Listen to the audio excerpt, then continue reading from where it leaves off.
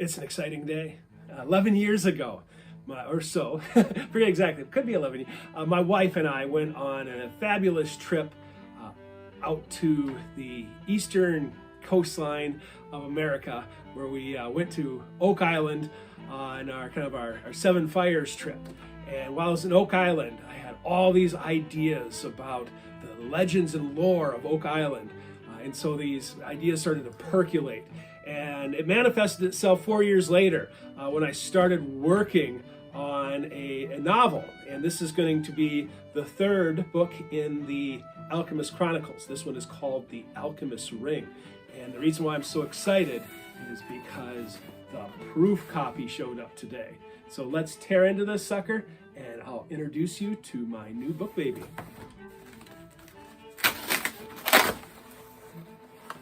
And there it is. The Alchemist's Ring. All right, now I'm sure it's a little hard to see on the camera, so let's take a little closer look to see what's inside of the Alchemist's Ring. Let me start by introducing you to the front cover. As the third book in the Alchemist Chronicles, you probably already met the Alchemist's map, which was blue for the Undine element, the Alchemist's stone, which was green for the Gnome element. So this one, as the air element or the sylph element in alchemy, the primary color scheme is yellow or gold. So what's the Alchemist's Ring all about? Well, let me go through the blurb with you. Take the chain off me and give me your ring, and I will show you. After locating a mysterious treasure out on the frontier, Luis Armand Guerin leaves North America to report his discovery. But when an English privateer attacks his ship, he is thrown into a maelstrom of mystery, murder, and mythology.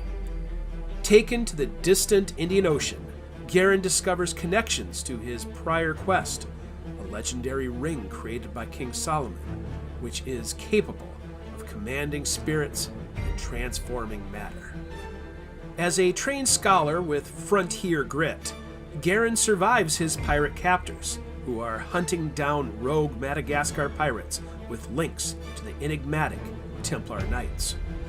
Torn between his discovery on the frontier and the possibility of acquiring the ancient ring, Guerin must battle wits with an alchemist with powerful connections to the English throne, who is capable of summoning mercenary fleets to do his bidding. With a ship, a motley crew, and a magic ring, Guerin stands between powerful secret societies bent on global domination. Can one captain stand against empires, or will an ancient evil fall into the wrong hands? Now, some of the little features that I love about the artwork is you can see right underneath the title, just a little ghosted, is the icon, the alchemy icon for the air element. That's what you see with the pyramid and the line going through it.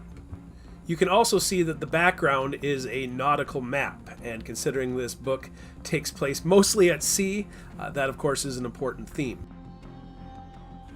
In the first book, the silhouette was Joseph Nicolet. In the second one, it was Pierre-Charles Lesueur. So this silhouette, while not an actual image of the man, is Luis Armand Guerin, affectionately known as the Baron of Lahatan. The man to his right, the rather large axe-wielding fella, of course, is a fictional, not fictional, he's real, but I fictionally kept him alive. That, of course, is Pierre-Charles Lesueur. So he gets to live to fight another day. Also, you will see some of the crew. There's some really fun characters, and I'll introduce you to those characters in another video. Finally, you'll notice how the background not only includes a map, but also a horizon line. And you can see this best on the hardcover, but as you go across the horizon, the back cover then, of course, includes a pretty cool pirate ship and some of the alchemy icons, as well as Book 3, The Alchemist Chronicles. Next up, we'll take a look at the interior. Since this is the third book of the series, wanted to make sure that it fit with the other two, so we use some of the same formatting, including the Philosopher's Stone icon. But this is my own company now, so you can see down at the bottom is Lura Publications. I spent about a month of my life getting this PDF ready, so if there's any problems, let me know, because I can do the fixing. On the details page, you'll not only just see the information for Lure Publications, but also some of the people that helped me produce the book, my editors, Carol and Ray, my graphic designer, Mark, and then you'll see my dedication. Last time I dedicated it to my salamander. This time I dedicated it to a girl that I met, or actually didn't even meet, I saw for a total of 2 songs. Just as I spent an entire day running around an amusement park looking for a woman I met once. My 2 characters spend the novel basically running around the world trying to reunite with their lost loves. The dedication seemed to fit the theme. On my author's note, I do my best to remind everybody that even though these are based off of real historical events, this is a work of fiction. The Philosopher's Stone is not real, and most of the stuff in this story isn't either. On the other side of the page, I let Luis Armand Guerin, my main character, kind of recap a little bit of what had been going on in Book 2, just so the reader kind of remembers and gets going. And I'd bookmark this page. This is the list of who belongs to which team, who belongs to which crew. So it kind of lists out all the different captains. It'll just help keeps things organized for the reader. Each section of the book also will include kind of a map, a treasure map. In this case, you can see we're going to start right where we left off in the Alchemist's Stone. We'll be in the New France, Canada section, so that's where we'll be starting with part 1. I adjusted the formatting for this one rather than having a great big sprawling chapter preview. Each section then will have a little mini table of contents so you can see where you're heading on this next phase of the adventure. The icon that you see at the top of the table of contents is, of course, none other than Sir Isaac Newton's family crest, the crossed thigh bones. Here is a typical page in the book. You can see that each chapter begins with the icon for the Philosopher's Stone, lest you forget what this is all about. And then below the chapter title, you also see kind of a reminder of where you're at and when this is taking place. Each chapter page number, then, you can see has the icon for sylph, or the air element, and then it ends with a little icon of a water monster, just to remind you not to take this too seriously. When the reader gets to the end of a section, you'll see the little pirate ship, a little reminder that you're at the end of a section, and then you get a map for where we're going next. In part 2, the resurrection of the white zombie, you can see we're going to head back to Europe to be able to continue our story.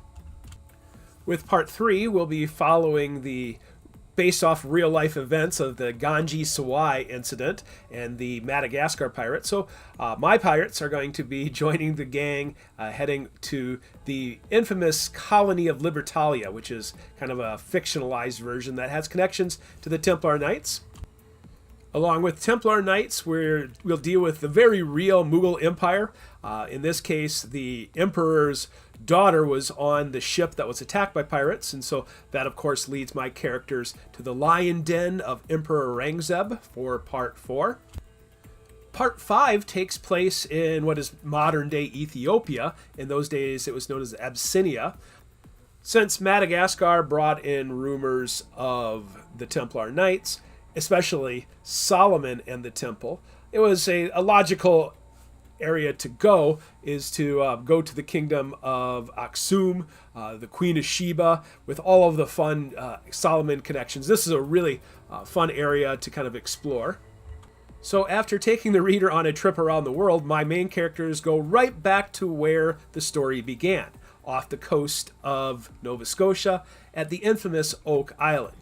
And since this brings them back to the Atlantic side of things, a lot of what's taking place in this book happens to be in the Bermuda Triangle area, so I included a map just to show where everybody's at. And then, of course, the book ends in the Caribbean with a general history of pirates. This is, of course, the golden era of piracy, and my characters, although not historically involved, kind of bounce around with a lot of really fun historical pirates. And so you'll be traveling all over this general region until the book reaches its exciting ending.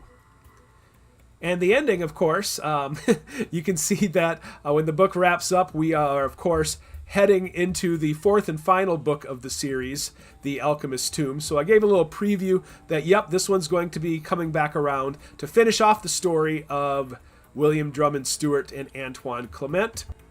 And the biggest mystery of all, The Alchemist's Tomb. So that'll be book 4. Another feature that I like, just before I'll close things out here, is I do have an index of all the names and places. Kind of helps the reader if you've got any questions on who these people are. You can quick flip to the back of the book and it's alphabetized and it lists everybody out. So that is a little overview of the third book of The Alchemist's Chronicles, The Alchemist's Ring. Again, this one not only continues the story, not only does it get more involved in the lore behind alchemy and the alchemists, but it also has some fun connections to the other series that I write, the Dreamcatcher Chronicles. So be sure to check out The Alchemist's Ring.